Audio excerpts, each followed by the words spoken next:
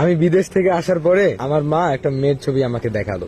সেই মেয়েটার ছবি দেখিয়ে আমাকে বললো, বাবা মেয়েটা কেমন, পছন্দ হয়? অনেক তো বয়স হলো, বিয়ে করবি না? তো আমি মেয়েটার পিক দেখলাম যে মেয়েটা অনেক সুন্দর। তো তারপরে আমি আর কিছু বলিনি, খেয়ে দিয়ে বাইরে বের হয়ে চলে গেছি, ঠিক আছে। এরপরে রাতে বাসায় ফেরার পর আমার মা আমাকে বললো, বাবা তুই মেয়েটার সঙ্গে কথা বল, মেয়েটার সঙ্গে একবার দেখা কর। আমরা আসলে ঠিক করছি যে তোদের দুজনকার বিয়ে দিব, তোদের তো কথা বলা উচিত, তাই না? এরপর আমি বললাম যে আচ্ছা ঠিক আছে। আর আমি আমার মায়ের সাথে একদম ফ্রি। আমার মা আমাকে বলেছিল যে বাবা তোর নাম্বার আমি দিয়ে আসছি ওদের বাসাতে, তোকে কল দিতে পারে। সো রাত 11টার সময় নাম্বার একটা কল আসলো, ফোনটা রিসিভ করলাম, বললাম যে আসসালামু আলাইকুম, কে বলছেন? তখন সে বললো যে আমার নাম হুমায়রা, আপনি কে? এরপর আমি বললাম যে আমার নাম সুজন, আপনি আসলে কে?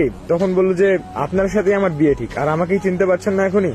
মানে বিয়ের আগেই যদি এমন হয় তাহলে আবার বিয়ের পরে কেমন হবে? তো আমি বললাম যে আচ্ছা ঠিক আছে, সমস্যা নেই, চলুন আমরা মিট করি। তখন বললো যে আচ্ছা ঠিক আছে।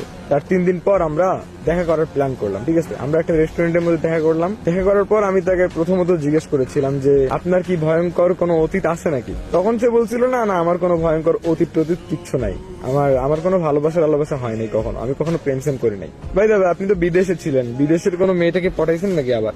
এরপর আমি বললাম যে না না, আমি বিদেশে শুধু কাজের মধ্যেই ব্যস্ত ছিলাম, কখনো বিয়ে শাদী নিয়ে ভাবা হয়নি। এই যে দেশে আসার পরে মা হঠাৎ করে আপনার ছবি দেখিয়ে বললো যে আমাদের দুজনের নাকি বিয়ে। তখন সে আমাকে বললো যে আচ্ছা ঠিক আছে। তো তার সঙ্গে কথাবার্তা বলে বেশ ভালো লাগলো। এরপরে আমরা আস্তে আস্তে ফোনে কথা বলা শুরু করি।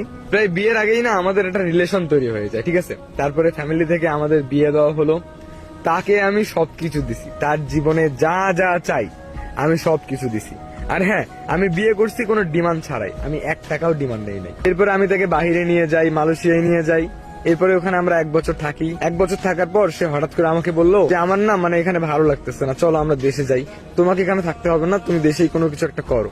এরপর আমি বললাম যে আচ্ছা ঠিক আছে, তুমি যেহেতু বলতেছো সেটাই হবে, আমরা দেশেই যাই, আমি দেশে একটা ব্যবসা শুরু করব। তবে দেখো এখানে আরো 1 বছরের মতো থাকতে হবে, তাই না? হঠাৎ করে তো যাওয়া যাবে না, 1টা বছর থাকি।